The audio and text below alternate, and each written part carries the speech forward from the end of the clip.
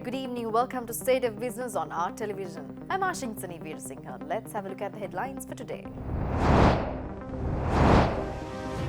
Sri Lankan Airlines mulls over recovering damages caused by Airbus deal, says Sri Lankan Airlines. Corporate linchpin Dhammika Perera seals the deal to establish global luxury brands in Sri Lanka. News in detail. Sri Lankan Airlines admitted that the government of Sri Lanka is considering ways of recovering damages, including claiming compensation from France's Airbus SE after the plane maker admitted bribing executives to win Airbus orders. The high-ranking official also said that the actions will also be taken over the reputational damage done on Sri Lankan Airlines. Airbus SE company based in France 2 weeks ago admitted illegally trying to sway plane sales and agreed to a record of $4 billion bribery settlement.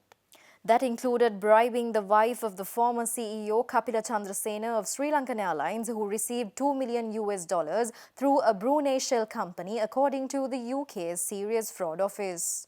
Sri Lankan Airlines Chief Executive Officer Vipula Gunathilaka, during an interview at the Singapore Air Show, said that the incumbent government is looking at certain remedial action over the enormous damage done onto the Sri Lankan Airlines and claiming compensation from the Airbus company. Sri Lankan CEO Gunathilaka also said that an attempt by the Sri Lankan government to sell a 49% stake in the courier seems to be off the table and the airline will be restructured enough to revive its fortunes. Sri Lanka revived the process of privatizing the state-run courier that is saddled with at least $1 billion of debt in 2018, a year after talks with sole bidder TPG Capital collapsed following due diligence of the struggling airline. Dubai's Emirates Airlines held 44% of Sri Lankan until 2010. The government bought the stake back following the end of a 26-year civil war. Part of the latest restructuring involves tweaking an order for Airbus A350 jets to A330 neoplanes or narrow-body aircraft, or a mix of both, as the airline seeks to move away from the jumbo jets, the official added. Initiating another venture in tourism and recreational activities, corporate linchpin chairman of Greener Water Limited, Dhammika Perera, and chairman of Summer Season Limited, Mohan Panditage, signed 2 groundbreaking memoranda of understanding to establish global luxury brands JW Marriott and Ritz Carlton in Sri Lanka. Separate memoranda of understanding were signed between Dhammika Perera's companies Greener Water Limited, which is a fully owned subsidiary of Valuable One, and Summer Season Limited to establish global luxury brands JW Marriott and Ritz Carlton in Sri Lanka. Perera signed the MOU with Marriott International President for Asia Pacific Rajiv Menon, Haley's PLC Chairman and Chief Executive, as well as Summer Season Limited. Chairman Mohan Panditage signed the MOU for Ritz Carlton Mirissa. The exclusively luxurious 500-roomed 5-star JW Marriott located in Negombo is built to launch in the 4th quarter of next year, while the Ritz-Carlton with its 228 rooms will open its doors in Mirissa in the 3rd quarter in 2022. The signing of these MOUs is a strong affirmation of Dhammika Perera's commitment to the growth of the country's leisure and tourism industries, adding boost to the Sri Lankan economy as whole. Central Bank Governor Professor W.D. Lakshman says the central bank is in discussions with IMF to enter a fresh program with it under the policy framework of the new government. He made these remarks speaking at the Ceylon Chamber's annual Economic Outlook Forum for 2020 held in Colombo recently. In the last IMF team, I had long chats with them, and the idea we have is perhaps to talk with them later on and develop a program within the kind of policy framework we agree, as long as that is permitted. And the IMF team told me that it is permitted. It is the country concerned which has to develop the program. So on that basis, I think there would be a discussion for a new program. Whether it will finalize easily is yet to be decided on the basis of developments. Stay tuned for more news after this short break.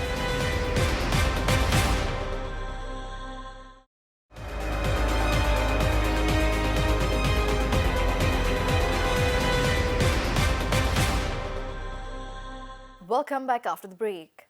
Speaking at the panel discussion at the Economic Outlook launch for 2020, the Research Director of Verite Research, Subhashini Abesinghe, highlighted that Sri Lanka's unrealistic and haphazard targets, which are most of the time devoid of proper data, paved the way for the government to maneuver the numbers as per their wish. So in 2011, for the first time, we passed the $10 billion threshold in exports. And in that year, we set a target for 2020 to achieve the export development set a target, saying $20 billion.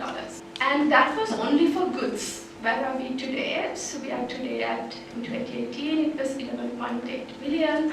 And going by the first 9 months, we are likely to end up even in 2019, less than $12 billion of exports. And then the last government did revise this target, but interestingly, all of a sudden it combined goods and services and set a target for 20 billion. Now this is highly problematic because I always have issues when people try to set targets for services, because when you live in a country where the ways to collect services exports data remains extremely weak, services export data is very difficult to calculate. When you're saying IT-enabled services exports, it's not like it's coming through a border through customs where it gets recorded. This is a challenge, and Sri Lanka, I don't think, has really developed a robust mechanism of collecting services exports data. And when you don't have that, it makes it even easier for any government to massage the numbers as well. Speaking further, Research Director of Verite Research, Subhashini Abesinghe, also pointed out major flaws and issues in our export sector.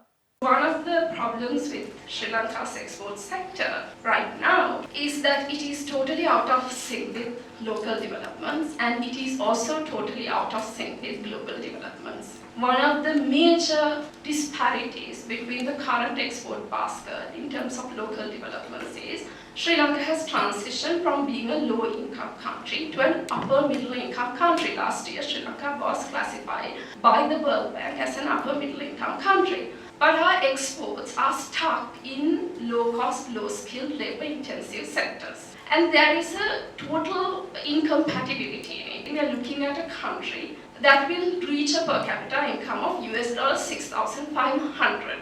I can't think of a country with that kind of per capita income trying to achieve double-digit export growth with an apparel sector account for 45% and agriculture sector accounting for another 22%. This is not possible because you are not compatible with your structure, and every other country that was transitioning from low income to middle income transitioned out of low-skilled, low-intensive sectors. The 5th edition of the SHAN Pakistan cultural event will take place in Colombo from 21st to 23rd March, bringing closer Pakistan and Sri Lanka through art, culture, music, food, property and trade.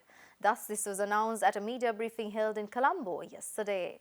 SHAN Pakistan is a multidimensional platform led by Huma Nazr, a powerhouse in the field of fashion and apparel. Subsequently, this year, the event will be held at the Exhibition and Convention Centre in Colombo from 21st to 23rd March. It will be a complete cultural experience with the promotion of the best food eateries, traditional Pakistani cuisines, traditional sweets, trade, property and different brands of apparel, jewelry, bags and accessories. There will be loungers of the best fashion designers from Pakistan and South Asia, and some really creative artisans will be displaying their products. The 3-day festival also includes fashion show on 22nd March, which will be an evening filled with glamour.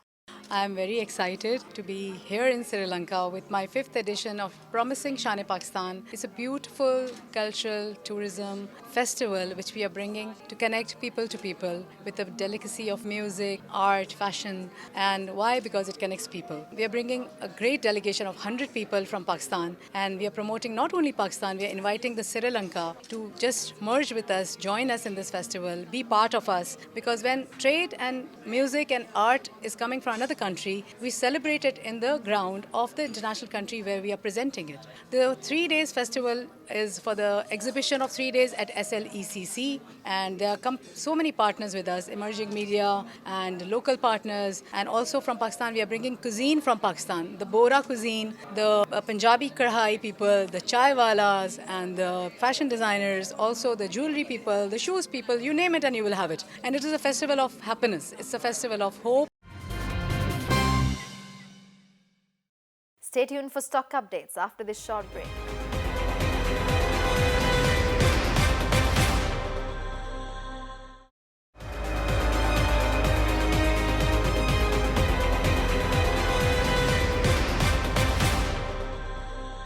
Welcome back after the break.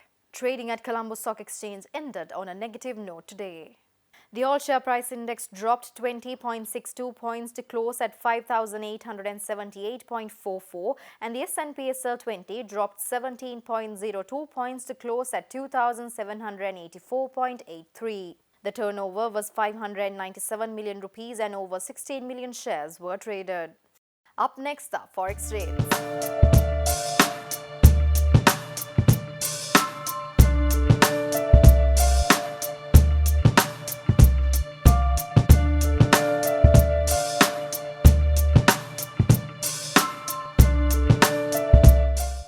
That's all the news for today. Send us your views, comments and ideas via our email address and our hotline. And also log into our Facebook page to be alert on the latest updates. Join us tomorrow at the same time. Until then, take care.